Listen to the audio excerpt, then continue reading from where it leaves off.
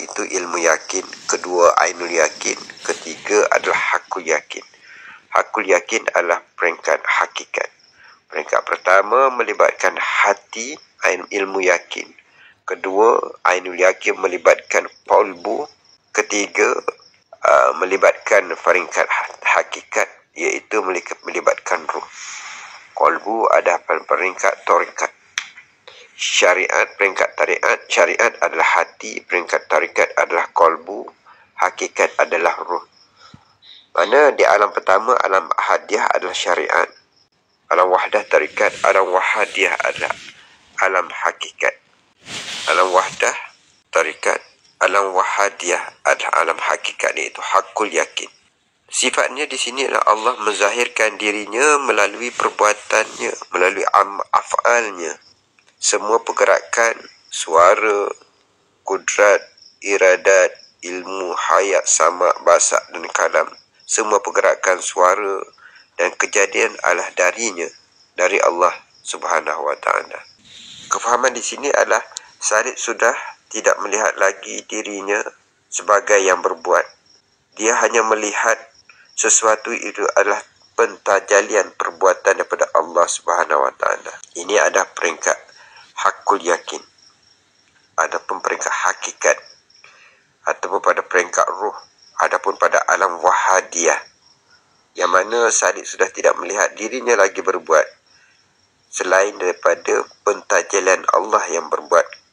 Itu tajalinya perbuatan Allah. Ungkapan sufi di sini, tiada aku lagi, yang ada hanyalah dia yang berbuat. Inilah peringkat hakikat hakul yakin. Yakin berdasarkan kepada pengalaman langsung dengan wujudnya Allah.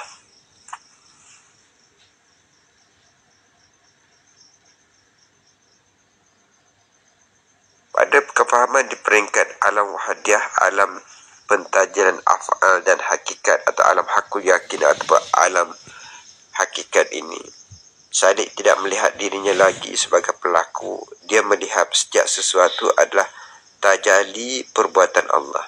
Pada tarikat, Salib menyaksikan tanda-tanda Allah pada dirinya dan alam. Segala gerak zahir, mujahadah dan murakabah membuatnya melihat Allah di sebalik segala sesuatu. Salib menyaksikan tanda-tanda Allah pada dirinya dan alam.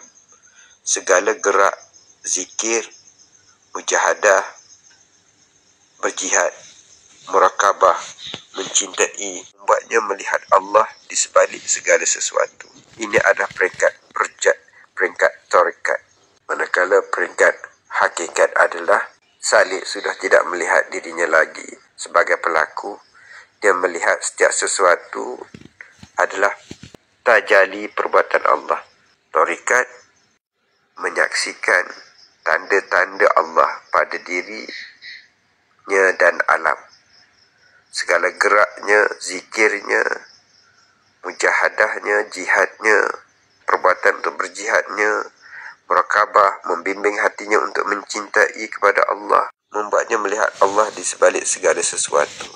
Ini adalah dalam perjalanan, membimbing dirinya untuk menyaksikan, membimbing dirinya untuk bermujahadah, membimbing dirinya untuk menjalankan zikir pada qalbunya, dan untuk membawa dirinya agar melihat Allah di sebalik segala sesuatu. Manakala di peringkat hakikat adalah sudah tidak melihat dirinya lagi sebagai pelaku, tetapi hakikatnya melihat sesuatu itu adalah tajali perbuatan Allah. Sebab itulah ungkapan sufi di sini, tidak ada aku lagi, yang ada hanyalah dia yang berbuat, iaitu Allah yang berbuat. Ini adalah peringkat hakul yakin. Yakin berdasarkan